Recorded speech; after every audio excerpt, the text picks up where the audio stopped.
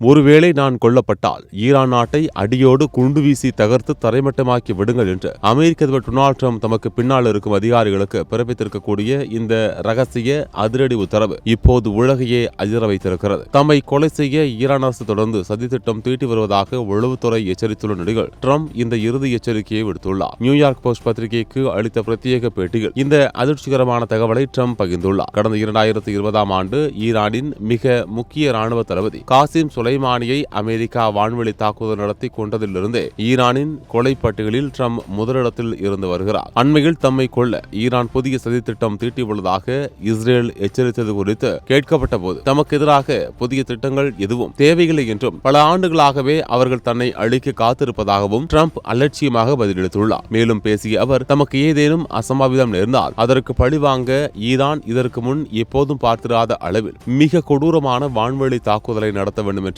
அமெரிக்க ராணுவத்திற்கு தெளிவான அறிவுறுத்தல்களை விட்டுச் சென்றுள்ளதாக கூறியுள்ளார். அண்மையில் துருக்கியில் நடைபெற்ற நேட்டோ மாநாட்டை முடித்துக் கொண்டு அமெரிக்கா திரும்பும் வழியில் ட்ரம்பின் பாதுகாப்பு அச்சுறுத்தல் காரணமாக அவரது பயண பாதை திடீரென மாற்றப்பட்டது. இது பாதுகாப்பு துறையின் மிக முக்கிய வியூகம் என்று வெள்ளை மாளிகை பின்னர் ஒப்புக்கொண்டுள்ளது. அண்மையில் கொல்லப்பட்ட ஈரானின் உச்ச தலைவர் அலி காமெனியின் இறுதிச் சடங்கில் திரண்ட லட்சக்கணக்கான மக்கள் ட்ரம்பை கொல்லுங்கள் என்று ஆவேசமாக முழக்கமிட்டது இந்த அச்சுறுத்தலை மேலும் தீவிரப்படுத்தியுள்ளது. ஈரானுடனான தற்காலிக போர் நிறுத்த ஒப்பந்தம் முற்றிலும் முடிவுக்கு வந்துவிட்டதாக அறிவித்துள்ள ட்ரம்ப் ஈரானிய தலைவர்களுடன் பேச்சுவார்த்தை நடத்துவது தற்போதைய சூழலில் வீண்வேலை என்றும் சாடியுள்ளார். உலக வல்லரசு நாட்டின் அதிபர் தனக்கு நேரவிருக்கும் ஆபத்தை உணர்ந்து இத்தகைய ஒரு இறுதி வழிகாட்டுதலை பிறப்பித்துள்ளது. அமெரிக்கா மற்றும் ஈரான் இடையேயான மோதலை மீண்டும் ஒரு உச்சக்கட்ட போரை நோக்கி தள்ளியுள்ளது.